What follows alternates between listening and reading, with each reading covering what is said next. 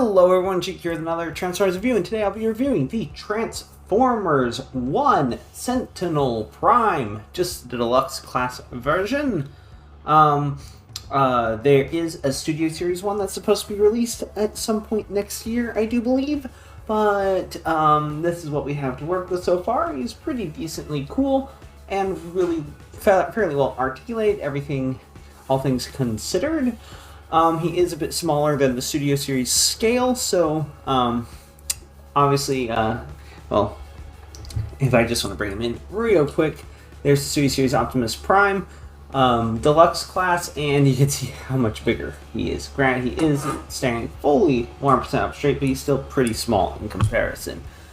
With Bumblebee, Bumblebee is also surprisingly bigger than Sentinel Prime, or I just want to say Sentinel at this point to use. Well, spoiler alert, a false prime, or a prime. So, but yeah, I feel like the scale's a bit off, because then if you look at Alpha Trion, now Alpha Trion makes sense that it's bigger than him because he's a full-fledged prime, so that makes a little bit more sense. But Bumblebee is really small, so it doesn't make as much sense. Let's see. Have a decent amount of Transformers 1 stuff. There is the Quintesson High Commander, although I feel like he's a little too small, because I remember the Quintessons towered over Sentinel. And then, yeah, so that's pretty much about it for robot mode comparisons. But he does come with a few accessories. Comes with 2 guns, but they only really go on his shoulders. They don't really go much where else. I suppose you can also put them on the wings if you so desire, I guess facing backwards.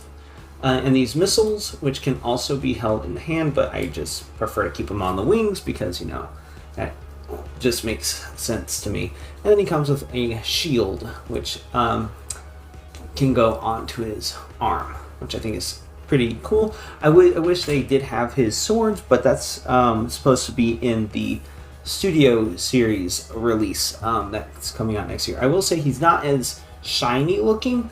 I think honestly for him to look the way he kind of did in the movie, I wouldn't say exactly chrome. I think chrome would be too shiny, but he's a little lackluster considering, because he was a very vain, very self-obsessed bot, so it makes sense for him to be much, I guess, kind of glitzy. Well, not sparkly, but very shiny, very glossy in appearance. Anyway, let's get a closer look at that noggin of his. I'd say it's pretty accurate to the movie. I do think he's pretty cool. I will say part of me wishes, I mean, I'm glad that they have better construction, but part of me does wish that this was a mushroom peg that could easily be undone. For another spoiler alert, to reenact, well, I won't exactly say what it is, but just to reenact a certain moment in the movie, and I'm sure even if you haven't seen it, given what I said about hip or waist, you can probably guess what happens to him. Anyway, articulation. Head is on a ball joint. You can look up and down a bit. Gets a tiny little bit wibbly wobbly. Can do a full 360. Arms can go out that far. Can do a full 360. Bicep rotation. You get 90-degree bend about at the elbow. No wrist rotation, but the hands are at least painted in a different color from the rest of the arm, which is kind of nice. I feel like they did a better job with the detail on some of these standard deluxes. Like, honestly, a couple of these feel like they're on par with like Studio Series, like Bumblebee. He feels like almost Studio Series quality. Anyway, back to articulation. The waist can't exactly do a full 360, but at least not in robot mode, standard robot mode. You can't do the full splits because of the ball joint legs. You can go forward that far, back that far. He's got a knee rotation. You can kind of move it around at the thigh up there. Gets about 90 bent at the knee, and he does have an ankle pivot, which is pretty nice. Like I said, some of these deluxes feel close-ish, not quite there, but close-ish to Studio Series quality.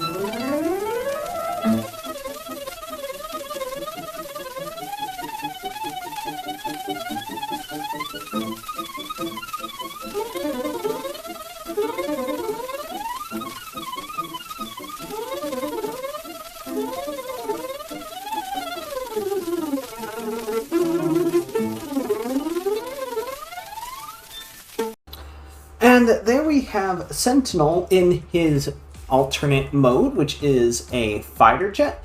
I will say the design of the character on the box does remind me more of a Tetrajet. This doesn't seem to reflect the character art. I will say you don't see a whole lot of him in his alt mode.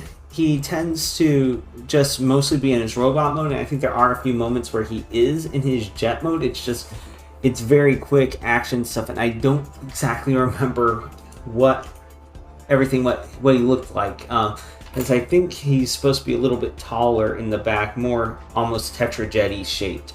But I still think this design looks really cool. You have the two tail fins right here, the forward swept wings. The missiles look pretty cool up there. The guns, I think it's cool how the shoulders, how you don't even have to take them off. Obviously, they popped off during transformation, but you don't have to remove them and put them somewhere else. Obviously, these are his legs, and then these are his arms up here, but I do like the way the hands are kind of hidden in the nose cone. And I like how the hinge is sort of disguised, almost like it looks like it could be two little guns up here. So I think that's pretty cool.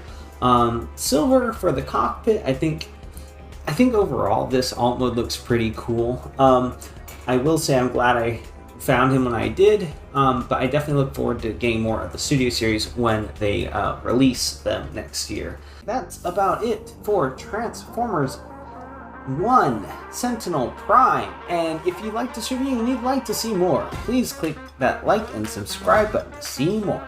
Until next time, have a good one, everyone.